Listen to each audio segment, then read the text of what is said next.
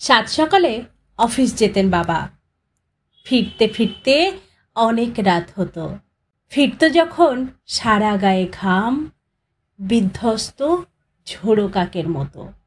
মাঝে মাঝে ভেবেই পেতাম না বাবা কেন ওভারটাইম করে, কেন বাবার নেই গো কোনো ছুটি, কেন বাবা ভোরের বাসটা ধরে। পুজোর সময় নতুন জামা জুতো, বই খাতা সব নতুন নতুন ক্লাসে।